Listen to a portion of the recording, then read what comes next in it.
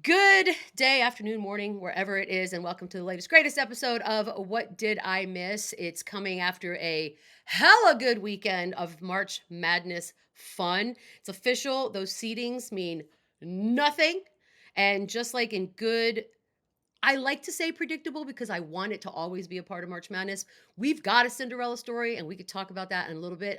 Go Peacocks. But there were also some other things that happened. F1 returned, so Beadsy's back and happy. And the NFL, which is our first story. Before we get into that, guys, because I feel like my blood pressure is going to maybe reach some sort of a level where I have to take a thing. But did you guys have great weekends? I did have a great weekend. Yes, thank you. It was absolutely beautiful in New Yes. York City. Spring is sprung I or love to whatever. hear that. hmm No, you nailed it. That was perfect. Gabe, what about you? I worked the whole time. I was watching basketball for work. It was a good way to get paid. I can Oh. talk about all the college hoops you want, but I don't think that's what we're most interested in today. No, we're not. The big story that happened basically through last week, and people are still sort of processing, learning more, finding out more details, was the big contract that was given to Deshaun Watson. Now, you obviously wouldn't be listening to this podcast if you don't know who Deshaun Watson is. So, yes, he was the Texans quarterback, sat out a year. Didn't even sit out a year for what is the stuff that he did, sat out on his own. That being said, the Cleveland Browns swooped in after what apparently was an internal bidding war amongst 13 teams or so and offered the man $230 million. It's the highest amount guaranteed ever to a player, ever. Okay.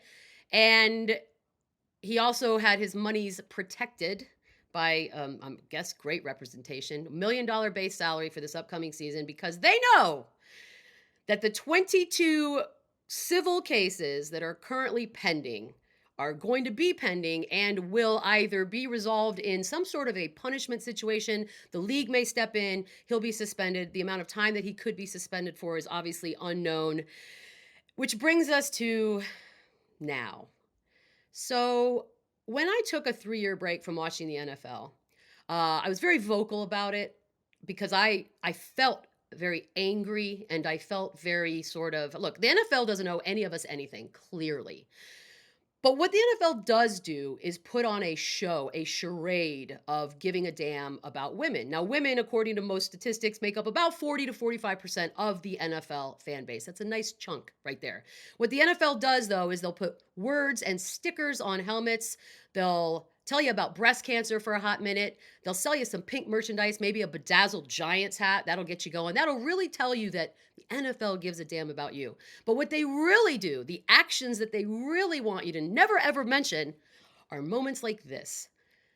22 women, 22 women put names on things. They didn't take a settlement.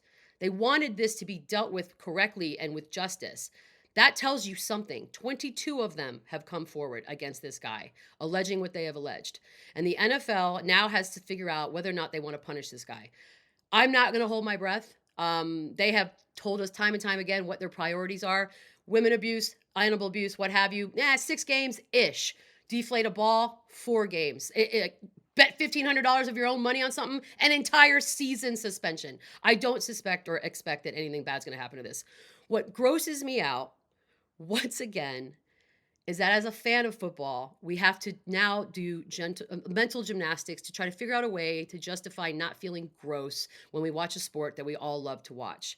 There are so many levels to why this story is angering and frustrating and really just disappointing. I'm not naive. It's never None of these things are ever going to go away. It's going to go on forever. I guess I'm still a little naive in thinking it could change. Number 1, the Browns put out a statement that they did an investigation. Bullshit. You did nothing of the sort. You didn't talk to a single woman.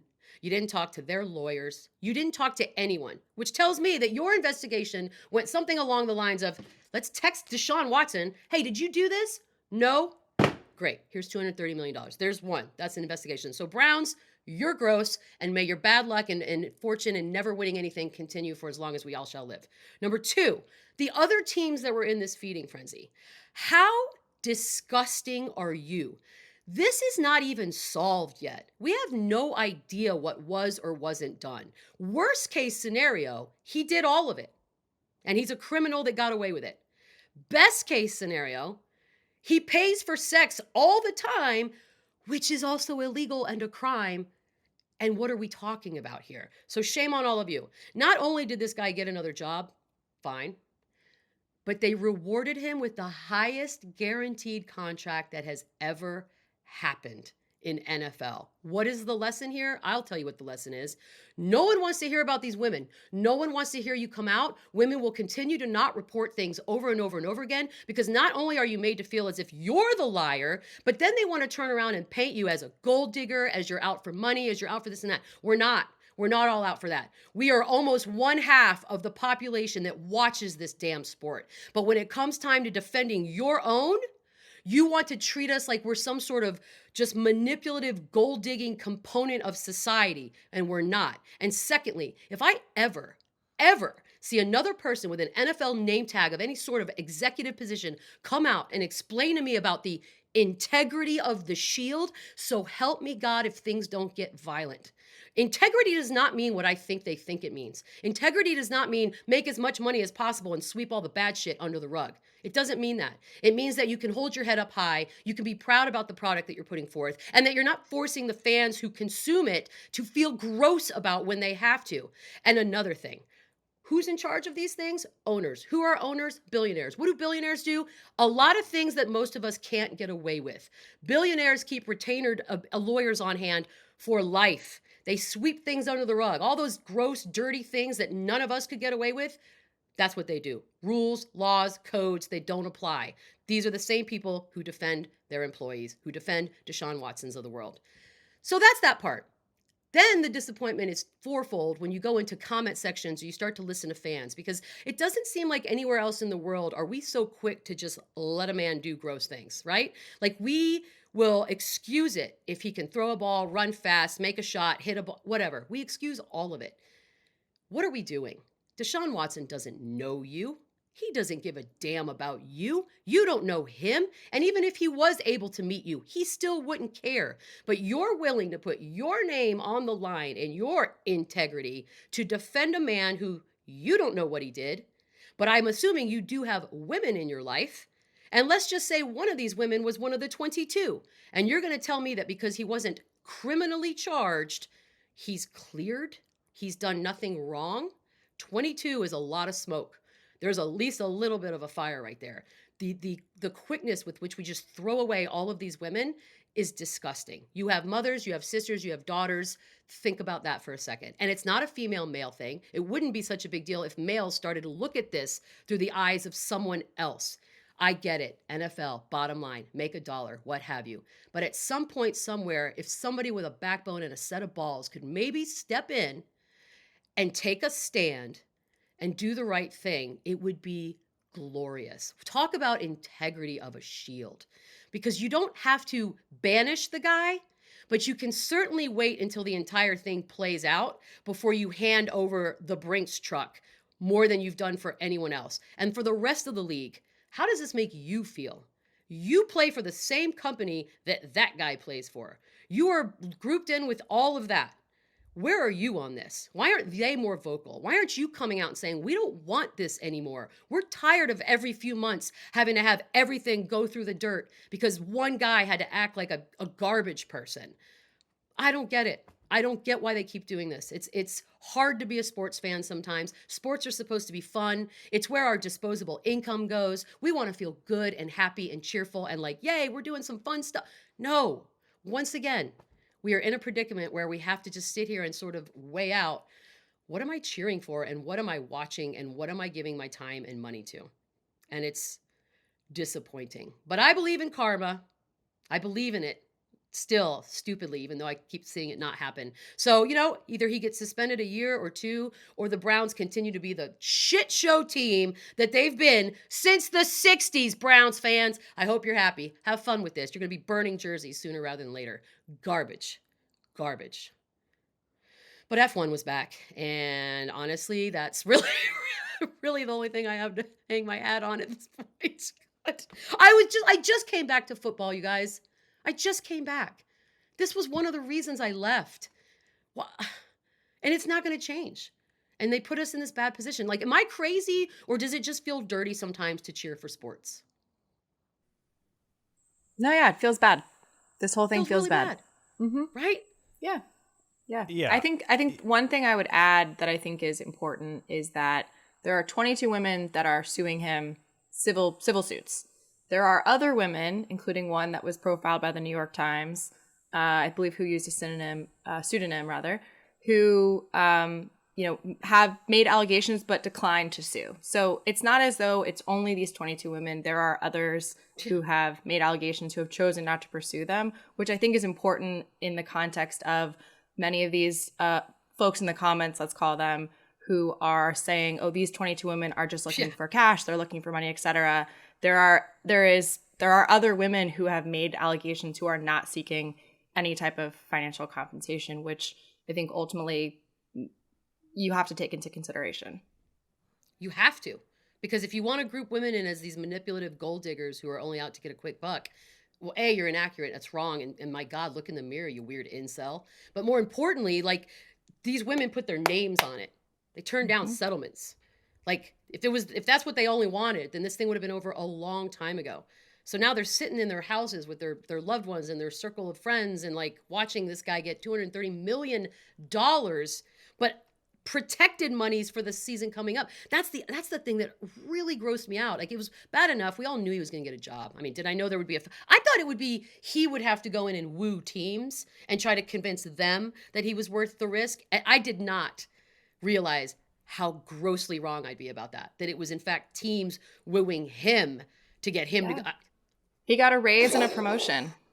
My goodness. And then to know that he's coming with this issue to protect his money. What the Well, and, hell? and themselves. And the reality is we don't know what's in that contract that might protect the Browns against some type of legal situation or otherwise.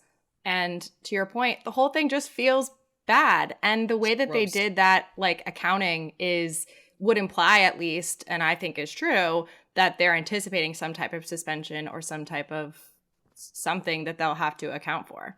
And that's not about protecting his money. That's about protecting Hell them. no.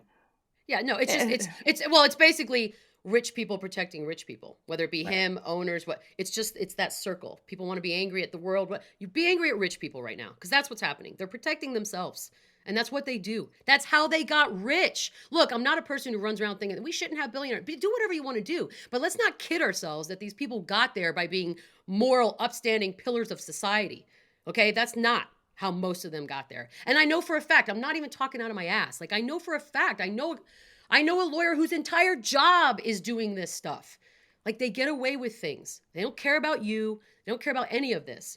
They have the drink that we all crave and they can pillage the village and do whatever they want, knowing that we're going to still come back and we want that drink. Give it to us. Treat us like crap, but give us the drink. And they will win it every single time. And it is just frustrating. It's beyond. And I wish more current active players would speak out against guys when these types of things happen. Just sort of govern within yourselves and out each other because what are we going to do?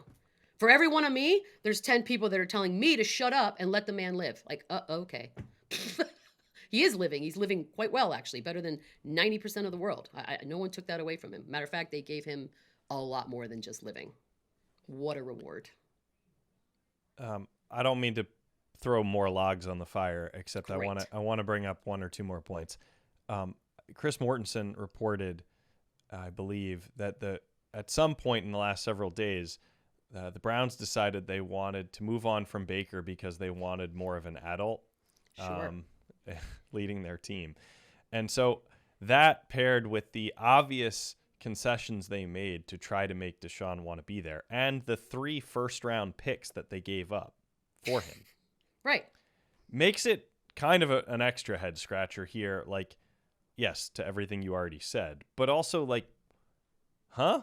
Like what the logic of all of this is a little hard for me to track. You want an adult, so get rid of Baker and bring in this guy. You want to build for the future, but or you want to win now. I'm a little confused about all of it. So are they. I think so are they. I don't know if it was a case of we're so desperate for a quarterback. Oh my God, everyone else wants him to. We have to do anything you can to get him. I don't know if it was one of those situations where everyone got caught up in sort of this frenzied desire for Deshaun Watson. But yeah, you've mortgaged the future. You've sold your soul to the devil. You've decided that this was the route that you wanted to take as an organization. An organization, mind you, that's not killing it, hasn't been killing it quite some time. I mean, that would explain the desperation, but the lack of logic, I don't have an explanation for that other than sports can be heartbreaking. It can anger you, and what people are willing to overlook for someone who is just talented in athletics is it's mind numbing. Oh, and just as a side note, because I did see a couple of these, and I'm, of course, we're going to hear it at some point. I do have the same energy that I had for Ben Roethlisberger. Okay, we're not going to do that here. We're not going to turn this into something else that it's not. This isn't about what someone looks like. This isn't a race thing. This isn't anything. Ben Roethlisberger, I also believe to have been a bad human being, and from that day on, did not root for him, actively rooted against him, and hoped that he would never win again. Okay, so there's no energy here for black versus white. This is a garbage person versus decent human being case. And what we have in front of us now, I think for a lot of people, is a case in which there's a lot of smoke here. And none of what just happened this past week makes any sense to anyone with any sort of a backbone.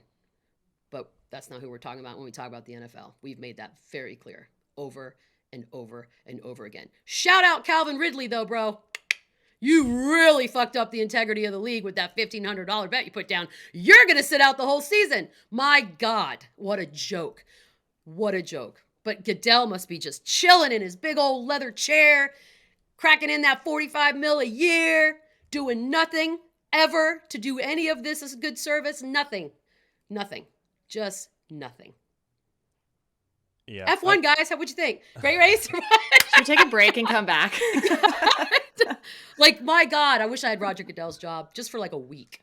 A week. I mean, they wouldn't keep me longer than a week because obviously his job is to placate the owners. But like, yeah, he works for them. Gig. Those billionaires you were talking about, they're his bosses, not the other way around. So exactly. that's why some of the logical gaps from him that get blamed on him are easier to understand when you realize that. Right. No, but the thing is it's like people try to fool us. Like the statement that the Browns put up. That's an attempt to sort of try to fool you, to thinking that, well, we did our due diligence. We obviously wouldn't just willy-nilly. No, they didn't. They got what they needed. They went and found the answers that they desired, the answers that would clear their conscience enough to put a contract in front of this man and his agent and let things get done. That's it. Like nothing was done. If something was done, a lot more people would have come forward and said, yeah, they questioned me, but everyone is saying that no one asked them anything. I don't know how investigations work, but I feel like questions have to be asked of more than,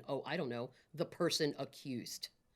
Yeah, I think what, in a reread of their statement, which seemed to be saying, no, we really took this seriously, we wanted to look into it. What it seems to have meant was, we really wanted to make sure the league didn't know anything more than has already been reported, because we just want to make sure the suspension is not going to be that long.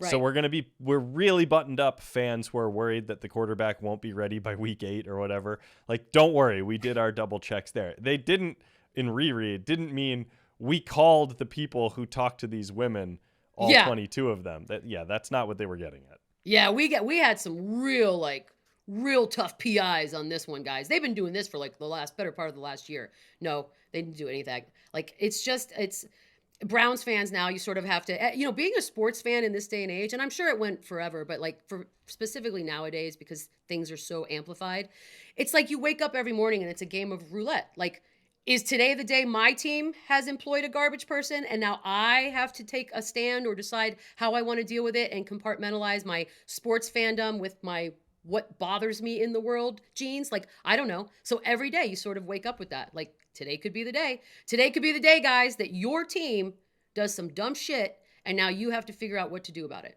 Isn't that fun? That's fun. That's what you want out of a fun hobby. They would never. Never. Spurs would never. I feel good about that. Can I ask you about that, though? Because you understand diehard fandom, and I want to unpack that for a second. Like, so I never joined a fraternity in college because I was like, look, I don't ever want to have to answer for those guys. Like, exactly. I can find a way to make some friends. I'll be fine. I don't need to be in a club where I'm linked all the way, no matter what.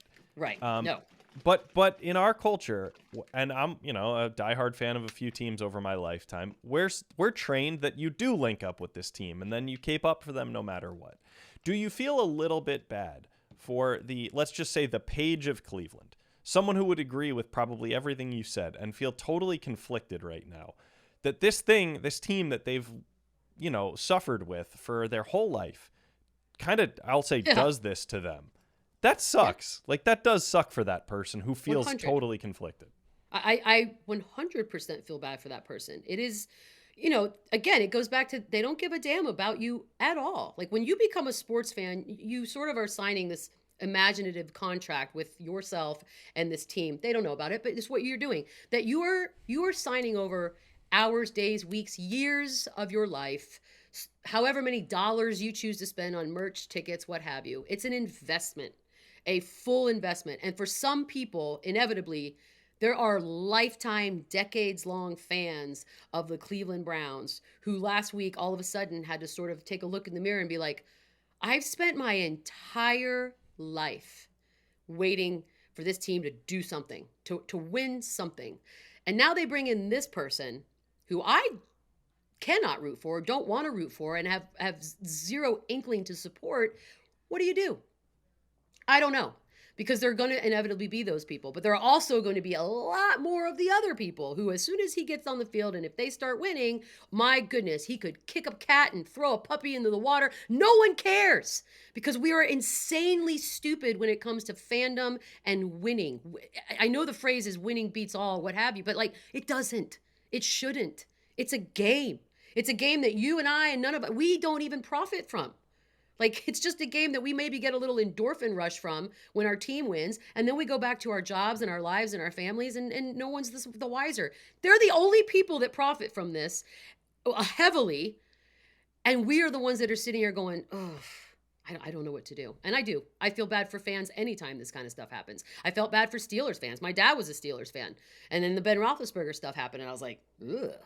I mean, I can't support that dude now, which sucks, because for Ben Roethlisberger, there's an entire organization of people that happen to be, I'm sure, decent human beings. But one bad apple makes it very hard to cheer for the success of the entire organization. Sucks for them. But I think it's also challenging. It's also challenging with quarterbacks, right? Who so often are the face of the franchise. So that makes it, I think, even harder to separate those two. But I am encouraged by some of the backlash, if I'm being honest. Like, good. I appreciate that there are, I think oftentimes our, like, comments, right, big quotations here. It's sort of like a gauge. Are defensive and, like, pointing out all these things that, like, may or may not be true. But I've also seen quite a lot, more than I was anticipating, I think, a backlash toward the Browns of fans and otherwise saying, like, this sucks. Which, I don't know, maybe things are changing. Maybe, but I feel like that's also in March. And I think, when the season starts, whenever he starts, whatever week that will end up being, all of this will have been so diluted. I mean, again, a lot can happen between now and then as well.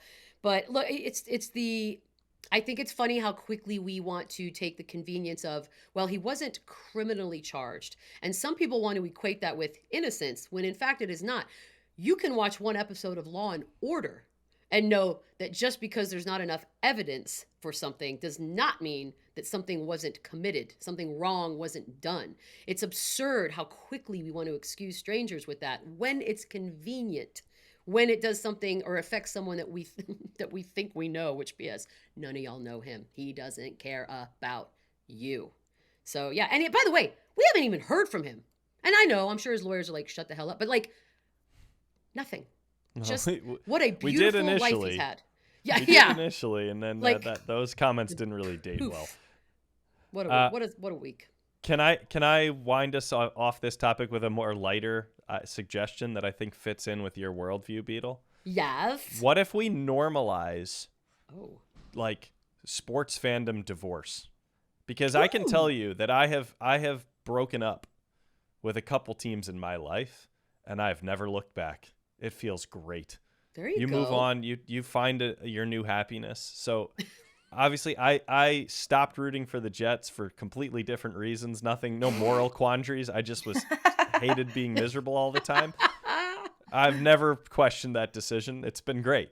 I I gave up on the Yankees because I felt like it was basically a cheat code. I couldn't live with myself rooting for a team that was basically just rigging the system. So I gave no up on kidding. them, and I've suffered since. But it's at least I don't have to deal with them anymore.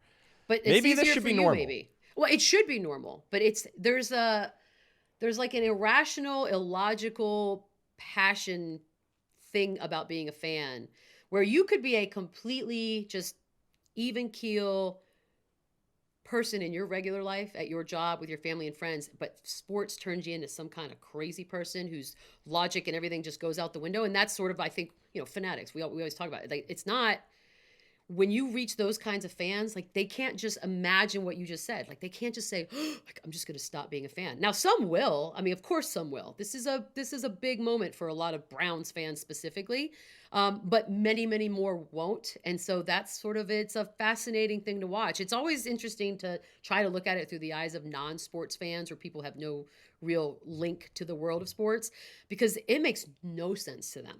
They're just like, what's the big deal? That guy sucks. Why would you even waste your time? Exactly. Like, yes, it is that simple. And yet, very intelligent, successful people in the world who are fans of teams that employ these guys, they can't seem to separate the two. It's weird. The brain almost just gets transformed into some zombie-like super fan. I don't get it. Because honestly, yeah, look, I love the Spurs. I don't love any other team. I love the Spurs. That's it. And I've thought about it. Like, we've had, there's been a couple after the fact things that have happened, but I think about that too. Like, I'd have to break up with the Spurs. If Deshaun Watson was an NBA player and the Spurs just signed him, I'm out. Like, that's it. 25 years or whatever, or 30 years of being a fan sucks, but it's gone. And I'll keep the good memories, but I won't root for you while that person is there. That's it. It's not that hard. Said. And you know what? Cincinnati is in your state, Ohio. It's right. Bengals there. are good. It ain't Pittsburgh. You can live with this one. Although they, like, look, every team's got, that's again, it's hard being a sports fan. Every team's got something. Every team's got something. Well, that's the A block. Can we take a quick break and then talk about good things? The people that didn't do awful things to women? Yay. Yes. All right, we'll be right back. Hey, I'm Michelle Beadle, and my brother Robert, well, he's pretty much just like me. Calls him like he sees him, doesn't really lie all that much. Well, lately, he's been wearing 10,000 merchandise. I gave him a bunch that they sent me. Turns out he loves it. They make the highest quality, best fitting, and most comfortable training shorts, well, that he's ever worn. Tons of features like silver ion for odor protection, no bounce pockets, breathable, lightweight shell fabric, no bounce phone pocket, that was important, and an optional liner that is very comfortable and prevents chafing. The versatile shirt is the perfect workout shirt. It's lightweight, breathable, and durable. In addition to the interval short, they make gear specific to other types of training, from running to Olympic lifting to boxing. You can find a short for all the ways you train. The brand believes in being better than yesterday. It's a stoic dedication to continuous improvement, not just overnight success. They have a team of over 200 athletes that test their gear to ensure the perfect design, fabric, trims, and fit. Right now, 10,000 is offering our listeners 15% off your purchase. Go to 10,000.cc/miss to receive 15% off your purchase. That is 10,000.cc/miss. Welcome back. We took a moment, took a breather, hydrated. We are back to talk about everything else that happened. There's some happier things that happened. F1 returned the Bahrain Grand Prix. Nice, civilized 10 a.m. start here on Central Time. It was awesome. It was everything I wanted to be. It was a night race. Ferrari predicted to have a good year. Came in 1 and 2. Hamilton 3. But I think there were a couple stories that, well, I am going to start the conspiracy theory now. Great. I'm going to take credit for it when it turns out it's true. But somebody has definitely broken into the Red Bull garages and sabotaged both those cars, because with 2 and 1 lap left, both cars just stopped working. Like, look, Verstappen was in second place, and he and Leclerc were going back and forth, and then it just broke. And then with 1 lap left, Checo broke. Like, it just stopped working. That's not Get better cars. That's not a coincidence. Both cars just stop. So yeah, I'm there are calling it new now. car regulations, and Please. they need to work on that. I want all the video footage from the last week of Chaos. setups, in and out. Who came in, who went out. But yeah, it was awesome to watch Ferrari get things done, and I do hope they have a good year. And Haas, the big winner of the weekend was Haas, who has been like the laughing stock, bottom of the barrel for a long time. This guy Gunther, if you watch Drive to Survive, I think is a fan favorite. Just this German smiling guy with just the crappiest job in the F1 world, but they had a fifth place spot with Kevin Magnussen, who just returned this season. Like that was it was a big moment. So F1's back, and of course the belle of the ball of the weekend is March Madness. And brackets be damned, who cares? Those were all dead after day one. But holy crap, has this been fun? Have you? I mean, I say this every year, like this is the most fun, but this feels like the most fun. The most fun. Look, one thing that you guys know about me is that I'm a diehard St. Peter's Peacocks fan. I've always been a Peacocks fan. Yep. So I couldn't be happier. Gabe's like, yep. They gave me an excuse to write a graphic that said "still peacocking," and so for that I am grateful. The fact that the 15 seed Cinderella team is like from Newark, New Jersey. Like no, Jersey City. Jersey Don't City. You Oh, dare. sorry. That's Shit. rude. Dare. That's rude. Yo, bad. you want to piss off an entire Jersey City population? My bad. Right I'm on from the other side of the Hudson, folks. My bad. I'm with you, Jersey. The boss all the way. But The boss. okay. Jesus. I love it. I love it. What were you gonna say? No, I love that like a 15 seed being from Jersey is what all 15 seeds should be. When it's like Oral Roberts, like what the hell is even That's not Oral fun. Roberts? Where is that? Like Also, just oral's having a some gross word. Let's just move on. From that. You know what? Oral is my moist. You know how people feel that way? It's my That's how I feel panties. about that. Oh wait, all of this took a turn. No, they're all related. Yeah, stop talking. Move on. Like, no, it's just- Why are there so many? No, you guys did this. Why are there so many innuendo laced team names in college basketball? Like, why do they give us so many jokes know. like that? Like a 14 seed was Longwood. Yeah, Like, baby. you think us boys weren't making those jokes? Like, I it's mean, just- that's why you probably picked going there for that reason. I would. Sure. Like, because if I'm a 17-year-old, I'm like, Longwood. That's funny. No, But it's you don't like- want to go to Longwood. I have friends of mine, not friends, people from high school went there. It's like in the middle of nowhere in Virginia. It's not. Okay, but you could make that argument for like, I mean, there's a bazillion universities and colleges. You make a good point. I will say that the Peacock story, I love. Jersey City, what? I don't know if you guys do this, but during March Madness, this is when I go down my deepest, darkest Wikipedia rabbit hole, hours and hours, where I'm like, where's that school? Tick, tick, tick, tick. And then I start going down. I'm like, what are the famous alumni from St. Peter's? And it's like, the school's like 150 years old. Like, you're just sitting here thinking, oh, look at this little cute school. Where'd they come from? Oh, no, they've been here. They've been here. They were an all-boys school forever. Bob Menendez, politician. A lot of politicians came out of that area. But I also loved it because calling the game was Ian Eagle and Jim Spanarkel, who are, from the area. And at one point, I think they forgot that they were on television because they started talking about how the drive from Jersey City to Philly, you take the 95, and I was just like, the rest of the country's going, what are they talking about? But I loved every second of it. I'm rooting for them. Everyone's rooting for them, right? But Beadle, did you see the name of their arena? isn't it like Run Baby Run? Yes. Yes. Like, what is that? Yes. No idea. Don't care. Love it so much. Every time somebody would say it, I'd be like, am I hearing that right? Why? Yeah. Well, I don't care. Yeah. I don't care. Yeah. There's like 5,000 students total. It's Jersey, man. It's Jersey. I'm all in. We got to get hats. But yeah, that's not the only thing that happened. Michigan, I think, has become like sort of a fun thing to watch. People rooting for him. And yeah, it's fun. And so many high seeds just gone. Goodbye. Poof. Yeah, Can I ask you about Juwan Howard? sure. So, I feel like because he had this obvious mistake, maybe it's a word worse than mistake. He screwed up. You talking about when he mushed put his the hands guy. on a man? Yeah. He mushed a coach. Yeah, it's fine. Mushed. But I think this is where there's a little bit of a disconnect between the people who play the sport and are like right there that we're watching and all of us who talk about this. And I don't really want to tie this back to Deshaun Watson, but there might be a similarity here. Yeah. No, I'm not trying to wind you up on that. Here's the thing. I think that you could see when there's this great video of Juwan hugging a kid who just beat. Tennessee loses. This kid's heartbroken. They're they should have won that game. They don't. And Juwan is hugging him. and he's not gonna let this kid down. And it's in the same exact moment of the game where he mushed the coach a few weeks earlier, and we killed him for that. And luckily people are praising him for the hug. But I just think it goes to show that, like, these guys who know each other, who are in the moment together, do see each other differently than we judging them from the outside. Sure. That kid wanted a hug from Jawan. I mean, so much so when that moment happened that my brain sort of did one of those weird glitches where I was like, wait, that's not his, what? Why is he hugging the other player? Oh, that's weird. Okay. So it was like, took me a second. I was like, here's what I could say about that. Like, every human being on planet Earth, we have levels of mistakes that we make through life, right? Some of us are in front of a camera all the time. Like Juwan Howard's moment was seen by everyone. And so it was just like, oh, that wasn't a good look.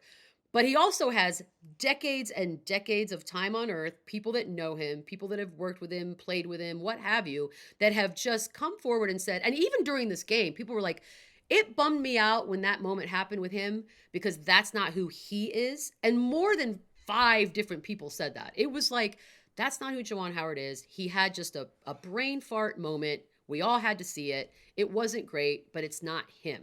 And I think there's value in that. Like, you can mess up. I'm not here to tell you can't mess up. But there's also something to be said about a person's character and the equity that they have built for themselves as a human being. That has value, of course. I don't hear anybody coming forward to the other guy that you mentioned in this scenario. I ain't heard nothing. Nobody. And so there is something to be said. Like, and we see it all the time, whether somebody gets sick or whatever. Sometimes people just remain quiet and we don't hear anybody say anything. But you can really tell about what an impact a human's had on everyone around them by the way they come. Look, we lost John Clayton last week, right? And you could tell by the outpouring of stories and sentiment and memories that this was a man who touched a lot of people and had a lot of great memories for people. That's character. That was his equity was built up to a level that he could have made a mistake. And then we would have been like, all right, he made a mistake. Not 22 of them that were criminal, even if they were dismissed. Okay, what else? That was March Madness.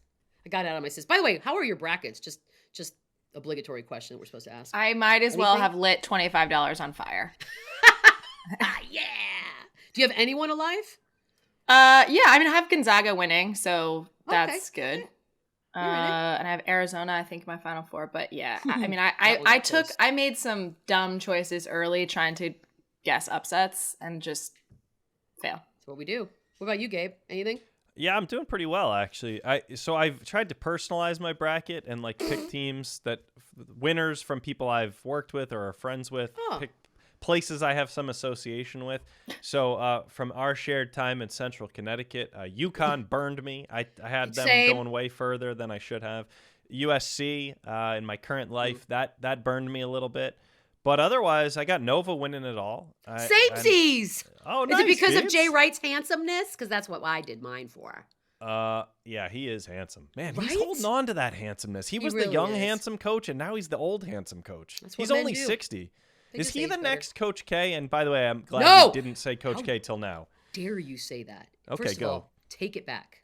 I do already. I don't know why I said it in the first place. My God, man. That's disgusting to you. Okay, here's what I meant by what that. is happening? Here's what I meant by the next Coach K. Is Jay Wright going to be... He's 60 years old. Coach K is 75. Coach K has, I believe, 5 Coach titles. Coach K is 75?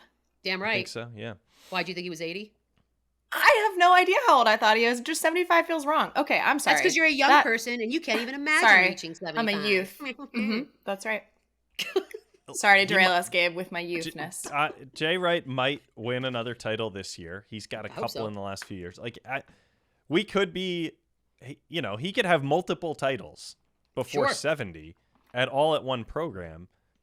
And we might have just found in our lifetime the replacement for Coach K as like the greatest of all time. And to my knowledge, I'm not aware of any big scandals at Villanova. I think they've run that program mostly the right way.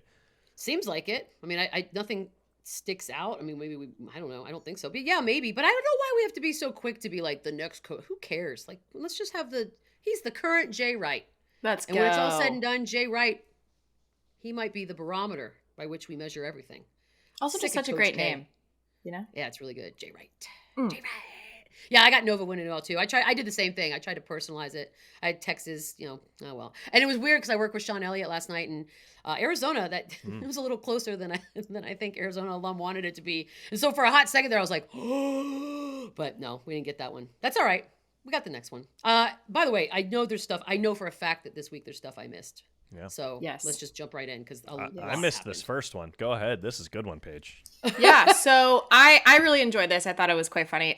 So Padre superstar Fernando Tatis Jr., who is an absolute delight to watch. He's just great for the game of baseball, if you want to say that. He unfortunately he's unfortunately going to be out for a few months with a wrist injury that he sustained from a motorcycle accident in the offseason, which we don't love for him. Which is not the point of the story. The point of the story is that when asked when the accident happened, he said, "Which one?" Not something you want to hear from your star player that you just paid hundreds and hundreds of millions of dollars. Oh, God. In the name of Jay Williams. Dude, have we That's learned correct. nothing? When you are currently active and being paid hundreds of millions of dollars, let's just stay off the motorcycles for, I don't know, until retirement. It's worth it. It's totally worth it. I think I could stay off a motorcycle until I was done being paid. But at least, you know what? At least he's okay. It's just a wrist injury. It could be way, way worse. But which one? Loved ones, keep him off the bikes. Period. So we hope he gets better, and we hope he stays off motorcycles. Please. Which one? Love you. It's a great and honest response to It that really question. is. Yes. Good That's when you Lord. remind yourself that he's like 21, I want to say, 22. Too like he's honest. very young. That's when you remember Yeah. how young he is. Yeah. Exactly. Yeah. If Yeah, he was but, a you grizzled know, vet. I'm not trying to beat up on him, and I'm sorry he got hurt. He's a fun player to watch. But, like, also, however young he is, he grew up. The junior on the end of his name. Good point. His dad was a Major League Baseball That's actually player. yeah. He grew up knowing how this is supposed to work. It's a great point. I know, but again, but then a reminder, he's young. And when you're young, you think you've got 100 years to go. You don't think that anything bad's going to happen. And why would you? Your life is awesome. Yeah. So like you're on a high every day of just, I'm living my life. But yeah, I'm glad he's okay. And hopefully lesson learned, at least till he's done. Another Beadle trigger warning here. I watched half awake, half sober, the Kanye documentary since last time we all spoke. Yeah. And I realized, Fernando Tatis Jr. driving around on a motorcycle against everything that anyone would advise him feels a little bit like when you watch Kanye in his element and you see how hard it would be for even a well-intentioned person who cares about him to step in and be like, dude, don't do that. Just please don't do that. You can see they can't do it. They try. They're always trying to intervene. Like, I'm going to give them the benefit of the doubt. I don't know how you're supposed to tell one of these people who supports everyone around them, hey, don't do that. You know what it takes, honestly? I think it takes a legitimate alpha. Not somebody who sometimes is an alpha. No, the one that can't help themselves kind of alpha, who really doesn't need him for anything. Like, you don't support me. I am literally here because I love you to death and you are my best friend, my favorite relative, whatever.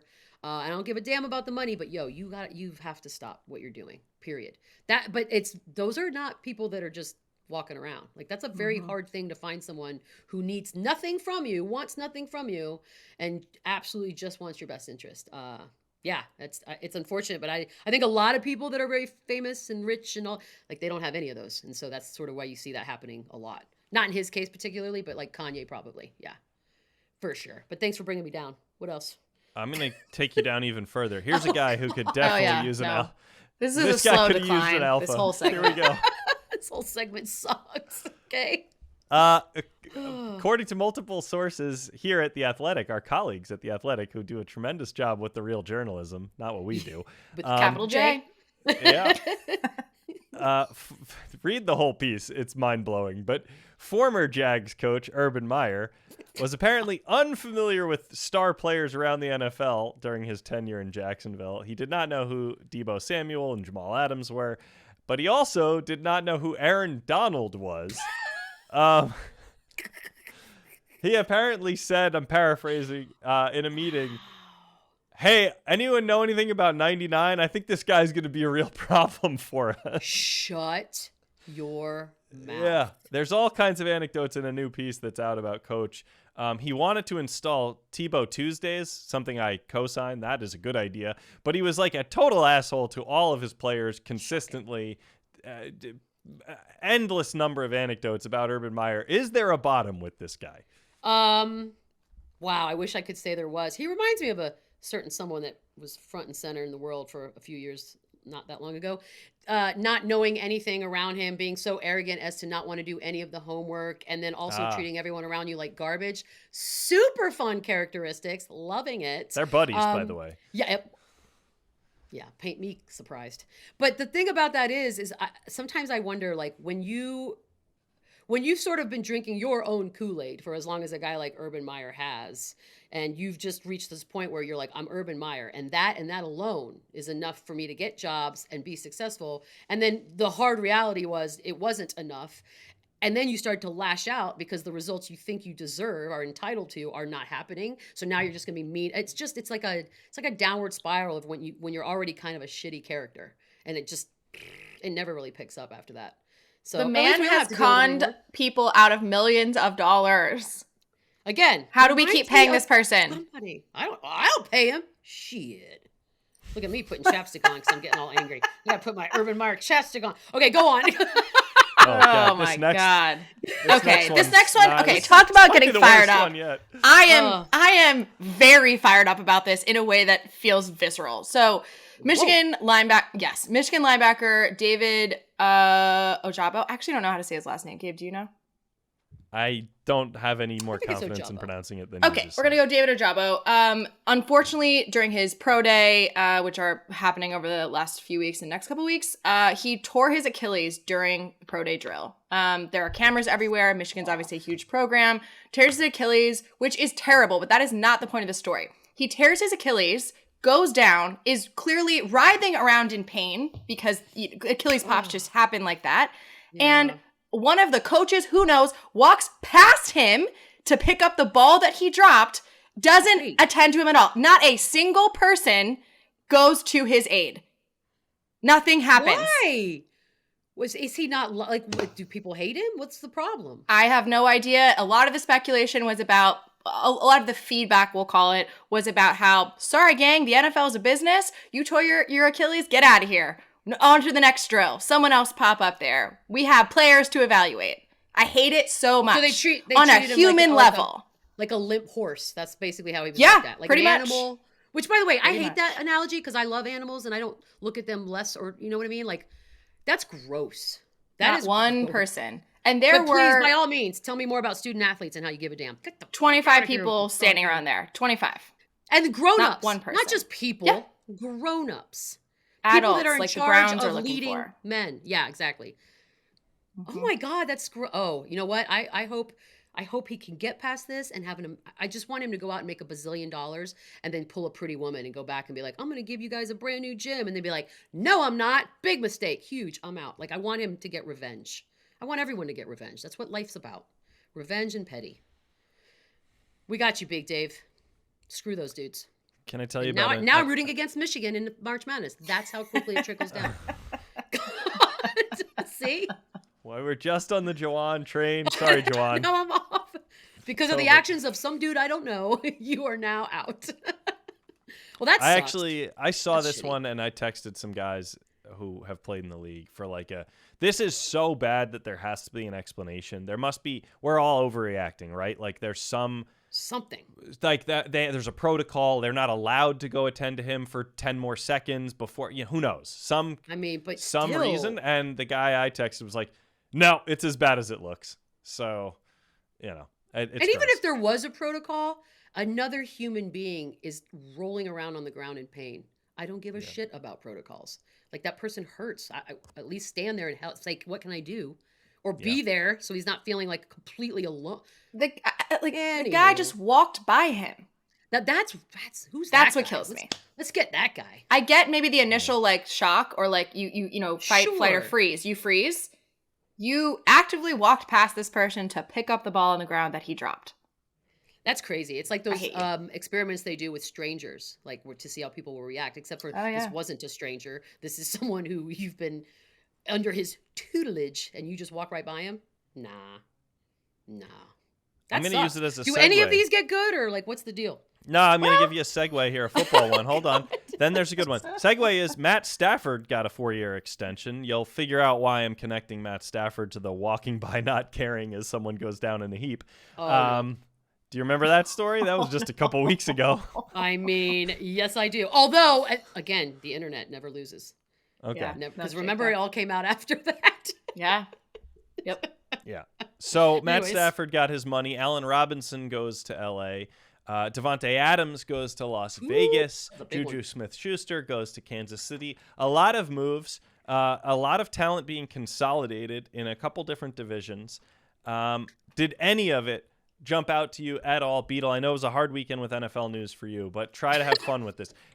Do you have any like new feelings about who might win next year based on all the moves of the last few days? No. I mean, not who might win, just because I feel like I usually am just like stick with who just won until proven otherwise. But for me, I think the Von Miller to Buffalo thing was pretty eye-opening. Also, it's weird because for me, it feels like Von Miller has been playing football for 47 years. And then he just got this massively big contract. I'm like, damn, dude, is he 100? But the big one for me that just kind of oozed drama and gossip was probably the Devontae Adams leaving Green Bay. Like after all of that, I think most of us assumed that this was a package deal, like Aaron Rodgers, Devontae Adams, like Aaron staying. Now let's figure that. And then he left. And I know that there's history with Carr and like whatever, but it's no offense to Carr. I mean, yeah, I'd rather live in Las Vegas than Green Bay, but also you've got the reigning MVP quarterback over here, and you're like, nah, I'm good. I'm going over here. So that one felt a little like, what's going on here? There's more to that. But yeah, there were some big moves, some big names moving around. But Buffalo, all right. Did you interpret the lack of Aaron Rodgers posting and moaning and complaining as he was in on this and he did know and he doesn't actually care about anything in reality? Because I read a gossip article this morning that he was in wine country in California with Shailene Woodley, so I guess they're back on. And so he's probably just Are we talking about Dumas? No, No. not this What's time. that? Daily What's Mail. that? Don't worry about it. Don't worry about it, Gabe. What's Dumois? Well, if you don't know, we can't tell you.